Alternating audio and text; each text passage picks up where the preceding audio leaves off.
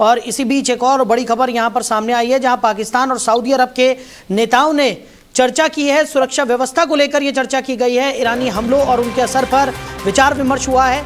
सहयोग और रणनीतिक तालमेल बढ़ाने पर जोर दिया जा रहा है। आतंकवाद और सीमा सुरक्षा पर भी चर्चा हुई है।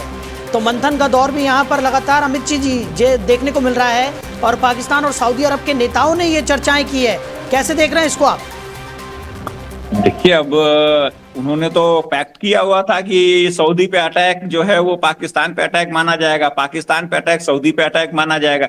ऐसा तो कुछ नहीं हुआ।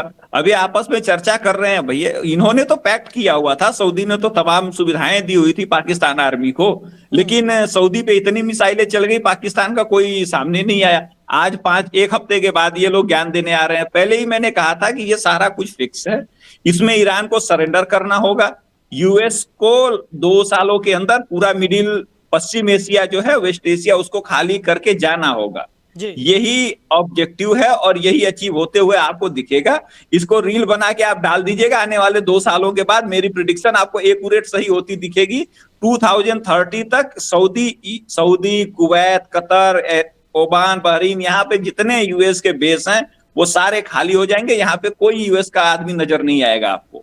ठीक है, ईरान वाले सरेंडर करेंगे, वहां राजा साहब की किसी ना किसी तरीके से सत्ता में भागीदारी सुनिश्चित की जाएगी। ये निश्चित तौर पे वहां की कंपनियों का, वहां के ऑयल का, उस पर पूरा अधिकार अमेरिकी कंपनियों का होगा। ये आने वाले समय में आपको पता लग जाएगा, यही सामने होगा। यही मैंने यूक्रेन के बारे में भी बोला था कि आधा रसिया को जाएगा, बाकी जो काम है वो अमेरिकी कंपनियों को चला जाएगा। तो डोनाल्ड ट्रंप ने जेलेंस्की से साथ क्या बोलते हैं, एमओयू साइन करके सारा कॉन्ट्रैक्ट अपनी कंपनियों को दे के कहते हैं कि यूक्रेन युद्ध से हमारा क्या लेना देना, हथियार चाहिए तो पैसा दो। यही हाल ईरान का भी होगा। ईरान सरेंडर करेगा, वहां सारा जो बिजनेस व्यापार है वो अमेरिकी कंपनियों को जाएगा और उनके बनाए हुए एजेंट जो है वो ईरान की सत्ता में बैठेंगे। ये सदा से हुआ है। 1947 में भारत में सत्ता उन्हीं को मिली थी जो उनके दलाल थे।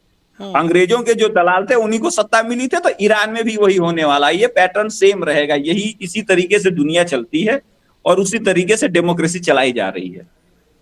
ठीक है, बने रहिए अमित जी हमारे साथ।